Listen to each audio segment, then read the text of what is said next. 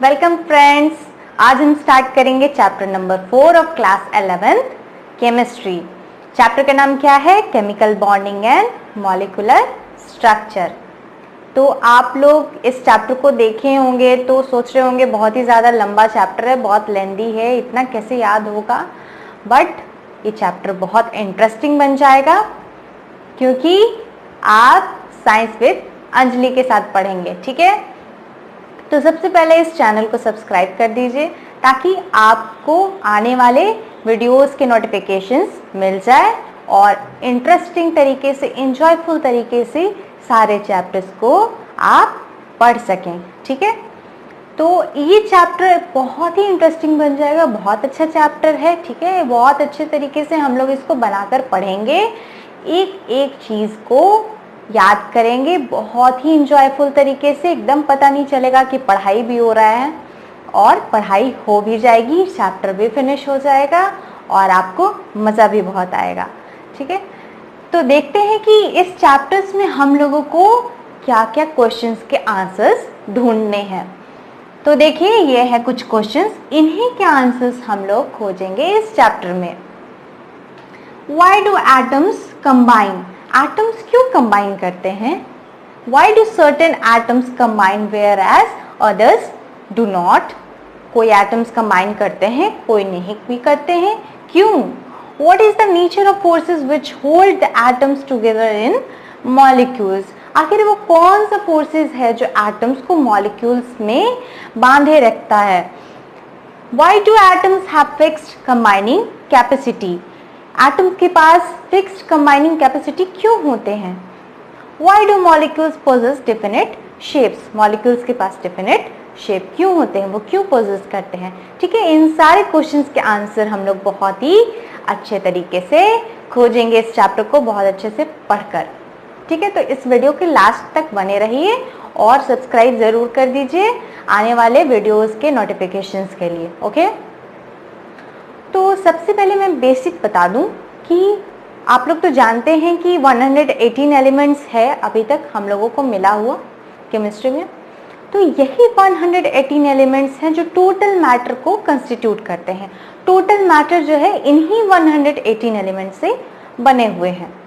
फिलहाल हम लोगों के पास यही इंफॉर्मेशन है। ओके, तो except for the noble gases, अब इन एलिमेंट्स में, इन 118 एलिमेंट्स में नोबल गैसेस भी आते हैं। तो नोबल गैसेस को अगर छोड़ दें तो ऐसा कोई भी एलिमेंट्स नहीं है जो क्या ऑर्डिनरी कंडीशंस में एज एटम एग्जिस्ट करता है, एटम्स के फॉर्म में एग्जिस्ट नहीं करता है नोबल गैसेस को छोड़कर अदर एलिमेंट्स ऑर्डिनरी कंडीशंस में। तो ये कैसे एग्जिस्ट करता है? They exist mainly as molecules which are aggregates और clusters of atoms of the same element और डिफरेंट एलिमेंट्स। तो मॉलिक्यूल्स क्या होता है? क्लस्टर्स होता है या एग्रीगेट्स होता है एटम्स का। तो वो मॉलिक्यूल्स में या तो सेम एलिमेंट के एटम्स भी हो सकते हैं, कंबाइन करके मॉलिक्यूल्स बना सकते हैं, या फिर डिफरेंट एलिमेंट्स के भी एटम्स कंबाइन करके मॉलिक्यूल्स बना सकते हैं। और ये मॉलिक्यूल्स जो हैं उनका कैरेक्टरिस्टिक प्रॉपर्टीज होता है अपना, ठीक है, और डिस्टिंक्ट उनका एग्जिस्टेंस होता है। ओके, तो ये हो गया हमारा बेसिक चीज। अब chemical bonding and molecular structure है इस चैप्टर का नाम। तो क्या पढ़ना होगा? केमिकल बॉन्ड ही पढ़ना होगा। तो केमिकल बॉन्ड क्या होता है? तो केमिकल बॉन्ड वो होता है, डेफिनेशन देख लेते हैं, द अट्रैक्टिव फोर्सेस। ठीक है, ऐसा अट्रैक्टिव फोर्सेस जो क्या करता है? विच holds the constituent particles. Constituent particles क्या होंगे? एटम्स, आयंस और मॉलिक्यूल्स। ठीक है, ये कॉन्स्टिट्यूएंट पार्टिकल्स होंगे एक केमिकल स्पीशीज के। तो डेफिनेशन क्या हो जाएगा केमिकल बॉन्ड का? The attractive forces which holds together the constituent particles in a chemical species is known as chemical bond। और ये constituent particles हो जाएंगे हमारे atoms, ions और molecules। ठीक है, तो देख लेते हैं डेफिनेशन। केमिकल बॉन्ड का।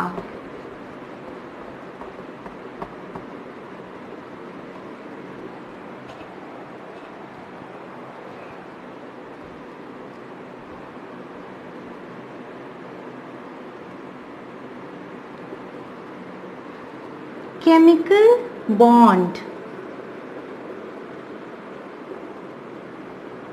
ये क्या होते हैं? The attractive forces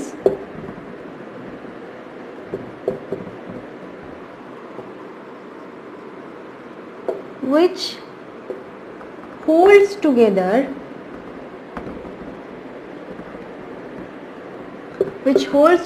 the constituent particles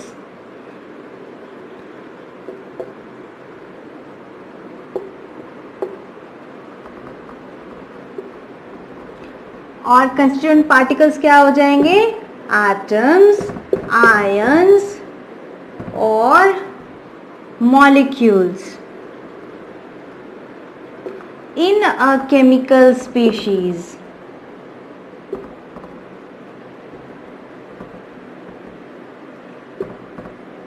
is known as chemical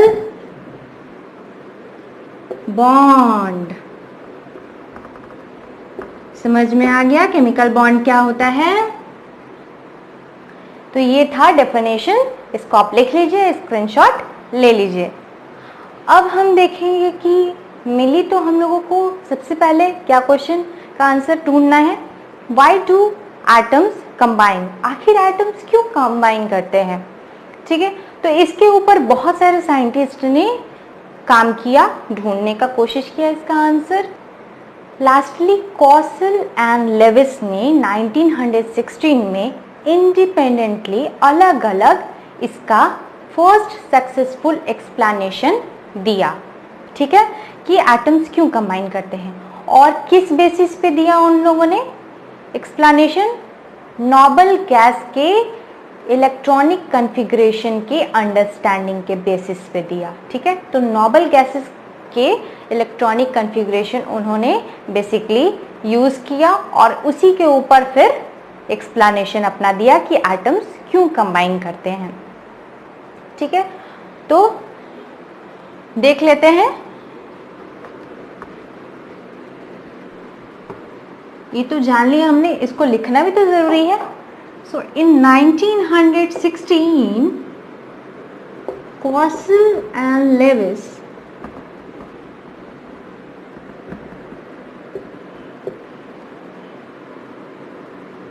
gave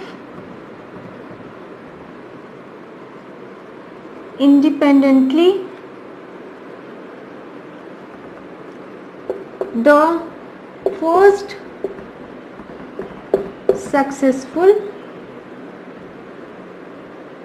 explanation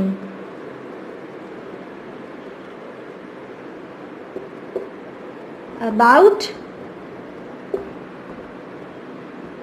combination of atoms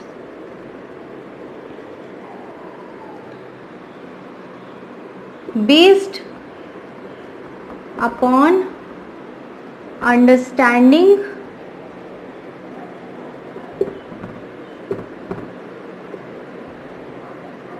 of electronic configuration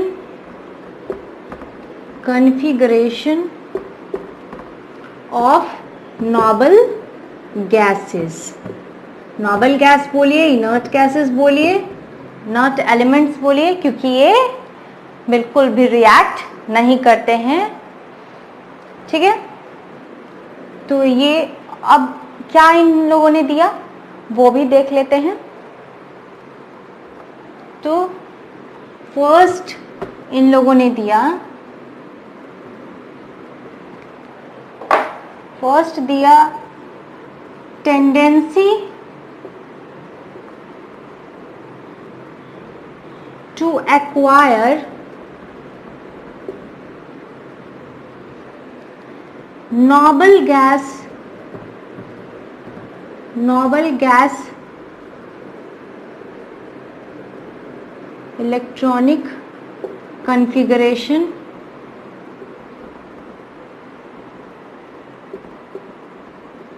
और octet rule. Octet rule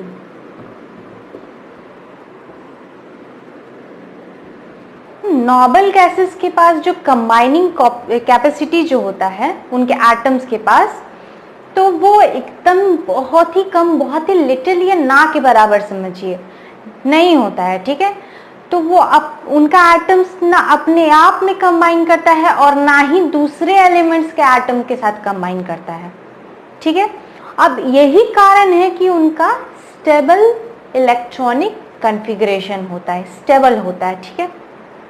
helium हो गया, आर्गन हो गया, तो इनके एटम्स खुद में भी कंबाइन नहीं करते हैं और दूसरे एलिमेंट से भी कंबाइन नहीं करते हैं, और यही कारण है स्टेबल कॉन्फ़िगरेशन होता है इनका इलेक्ट्रॉनिक कॉन्फ़िगरेशन।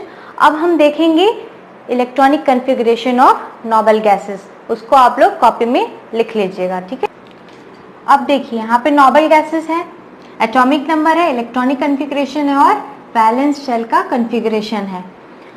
तो यहाँ देख सकते हैं कि हीलियम को छोड़कर सारे जो नोबल गैसेस हैं उनका क्या है, वैलेंस शेल का कॉन्फ़िगरेशन NH2 और NP6, NS2 और NP6 के फॉर्म में है।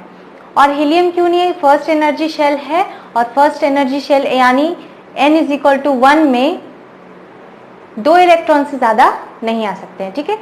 और इसका एटॉमिक नंबर 2 है, इसलिए 2 ही इलेक्ट्रॉन की ज़रूरत है। अब ये सारे जो नोबल गैसेस हैं ये ऑक्टेट पूरे कर रहे हैं, 8 इलेक्ट्रॉन्स है सारे में, 8 इलेक्ट्रॉन्स है, तो ये स्टेबल कॉन्फ़िगरेशन हो गया, स्टेबल हो जाते हैं। तो स्टेबल हो जाते हैं तो ये ना तो इलेक्ट्रॉन्स गेन करते हैं और ना ही लूज करते हैं, इनमें कोई टेंडेंसी लूज या गेन करने का नहीं होता है। क्यों होगा, वो पहले से ही स्टेबल हैं, तो वो अनस्टेबल तो खुद को करेंगे नहीं, इसलिए। अब ये नोबल गैसेस को इनर्ट गैसेस भी बोलते हैं, इनका इनर्टनेस इतना ज़्यादा होता है कि ये डाई एटॉमिक फॉर्म में भी नहीं होते हैं, ये हमेशा मोनो एटॉमिक फॉर्म में होते हैं, ठीक है। ये खुद के एटम्स के साथ भी कंबाइन नहीं करते हैं, इसीलिए मोनो एटॉमिक ही होते हैं, डाई एटॉमिक फॉर्म में नहीं होते हैं। अब ये नोबल गैसेस के एलिमेंट्स को, नोबल गैसेस को छोड़ दिया जाए तो अदर जो एलिमेंट हैं उनका हमेशा जो इलेक्ट्रॉनिक कॉन्फ़िगरेशन होगा वैलेंस शेल का, वो हमेशा 8 इलेक्ट्रॉन से कम होगा लास्ट शेल का, ठीक है। तो लास्ट शेल का उनका क्या होगा, यहाँ हमेशा ऑक्टेट पूरा है, इसलिए नोबल गैसेस है, इनर्ट हैं। और बाकी एलिमेंट्स का क्या होगा, ऑक्टेट पूरा नहीं होगा, इसीलिए वो ऑक्टेट पूरा करना चाहते हैं। तो ऑक्टेट पूरा करने के वजह से वो इलेक्ट्रॉन लूज करते हैं या तो गेन करते हैं और खुद को स्टेबल बनाते हैं। और इसीलिए जो है नोबल गैसेस ही सिर्फ होते हैं जो स्टेबल होते हैं, इनर्ट होते हैं। अब देखते हैं कुछ डेफिनेशंस। द टेंडेंसी और अर्ज of atoms of various elements to attain stable configuration of 8 electrons in their valence shells is the cause of chemical combination, ठीक है। टेंडेंसी या अर्ज एटम्स का, डिफरेंट एलिमेंट्स के एटम्स का अर्ज या टेंडेंसी स्टेबल कॉन्फ़िगरेशन अटेन करने के लिए, ताकि वो 8 इलेक्ट्रॉन्स अपने वैलेंस शेल में पूरा कर सके, यही कॉज है किसका, केमिकल कॉम्बिनेशन का। अब नोबल गैसेस को छोड़कर बाकी एलिमेंट्स जो हैं वो इसीलिए कॉम्बाइन करते हैं, मॉलिक्यूल्स फॉर्म करते हैं या दूसरे एलिमेंट्स के एटम्स के साथ मिलकर बॉन्ड बनाते हैं, केमिकल बॉन्ड बनाते हैं, ताकि वो क्या करें, लूज या गेन करे इलेक्ट्रॉन्स को और स्टेबल कॉन्फ़िगरेशन को पाएं, स्टेबल बन जाएं, ठीक है, नोबल गैसेस की तरह। और यही सब कारण है केमिकल कॉम्बिनेशन का, ठीक है। अब क्या ऑक्टेट रूल क्या है, the principle of attaining maximum of 8 electrons in the valence shell of atoms is called octet rule. कैसा प्रिंसिपल, ऐसा प्रिंसिपल जहां पर कोई भी electrons in the valence shell of atoms कितना इलेक्ट्रॉन्स होना चाहिए वैलेंस शेल ऑफ एटम्स में? 8 इलेक्ट्रॉन्स हो जाने चाहिए, और उसी प्रिंसिपल को हम क्या बोलते हैं? Octet rule. ठीक है, तो ये हम लोगों ने पढ़ लिया था, टेंडेंसी टू एक्वायर क्या? नोबल गैस कॉन्फ़िगरेशन एंड और ऑक्टेट रूल, यहीं पे फिनिश होता है। अब हम सेकंड देखेंगे कि कॉसल एंड लेविस ने सेकंड बात क्या बोली थी, क्या कहा था उन दोनों ने। इंडिपेंडेंटली बताया था, सक्सेसफुल एक्सप्लेनेशन दिया था, तो सेकंड एक्सप्लेनेशन क्या था? तो सेकंड है हम लोगों का tendency to acquire minimum energy and stability.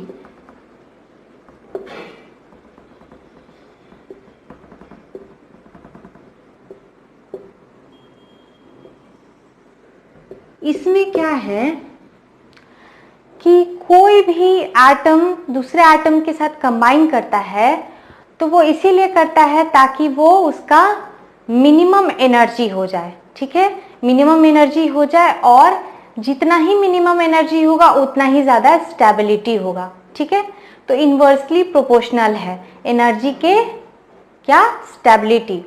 ठीक है, तो जितना ही लोअर एनर्जी होगा उतना ही ज़्यादा स्टेबिलिटी होगा, और इसीलिए जो नोबल गैसेस को छोड़कर बाकी जो एलिमेंट्स हैं वो इसीलिए एक दूसरे के साथ कंबाइन करते हैं। जैसे कि हम एग्जांपल लेते हैं कि वाटर कहाँ से? हिल से डाउन फ्लो करता है। ठीक है, कोई हॉट बॉडी है तो वो रेडिएट करता है एनर्जी ताकि वो कूल हो जाए, एनर्जी रेडिएट करता है। कोई आइसोलेटेड एटम है तो उसका पोटेंशियल एनर्जी बहुत हाई है, तो वो ऐसे एटम के साथ कंबाइन करेगा जिसका पोटेंशियल एनर्जी लो होगा, और उसी के साथ केमिकल बॉन्ड बनाएगा ताकि उसके बाद बॉन्ड बनने के बाद उसका एनर्जी लो हो जाए और उसका स्टेबिलिटी मेंटेन हो जाए, स्टेबिलिटी हाई हो जाए, मैक्सिमम हो जाए। ठीक है, तो यही बात उन लोगों ने बताया सेकंड में। तो इस सेकंड पॉइंट में उन दोनों ने लेविस और कॉसल ने यही पॉइंट्स बताया। Atoms combine to form chemical bonds to acquire state of minimum energy. जैसे कि मैंने बताया कि कोई भी केमिकल बॉन्ड कोई एटम किसी और एटम के साथ बनाएगा तो इसीलिए ताकि उसका मिनिमम एनर्जी हो और स्टेबिलिटी मैक्सिमम हो जाए। The state of minimum energy corresponds to the state of maximum stability. ठीक है, the atoms combine with each other only if the process leads to lowering of energy। ठीक है, atoms तभी combine करेंगे एक दूसरे के साथ जब एनर्जी लोअर हो। ठीक है, अब उनका अगर पोटेंशियल एनर्जी लोअर नहीं होता है तो वहां क्या होगा? केमिकल बॉन्ड फॉर्मेशन नहीं होगा। अगर वो प्रोसेस, अगर कोई एटम किसी और एटम के साथ कंबाइन कर रहा है, ठीक है, कंबाइन कर रहा है तो वो एक प्रोसेस हो रहा है, तो अगर उस प्रोसेस में पोटेंशियल एनर्जी अगर लोअर नहीं होता है, फॉल नहीं होता है एनर्जी में, तो वो केमिकल बॉन्ड पॉसिबल नहीं है, वो बॉन्ड फॉर्मेशन नहीं होगा। तो यही सारे पॉइंट्स थे। आज हम लोगों ने कितने अच्छे से डील किया, सब कुछ समझ में तो आ गया होगा आप लोगों को। और डिस्क्रिप्शन में नोट्स का लिंक भी दिया हुआ रहेगा, उसके पीडीएफ का। ठीक है, वहां से एक्सेस कर सकते हैं आप लोग। और नेक्स्ट वीडियो में हम क्या पढ़ेंगे? लेविस सिंबल्स, वहां से हम लोग स्टार्ट करेंगे। आज के लिए इतना ही, इस वीडियो के लिए इतना ही, और एकदम अच्छे से पढ़िए और चैनल को ज़रूर सब्सक्राइब कर दीजिए ताकि नेक्स्ट वीडियो आप लोग देख पाएँ, नोटिफिकेशन मिल जाए आप लोगों को। और अगर अच्छी लगी हो ये वीडियो तो लाइक बटन ज़रूर प्रेस कर दें। अच्छे से पढ़ें, कीप सेफ।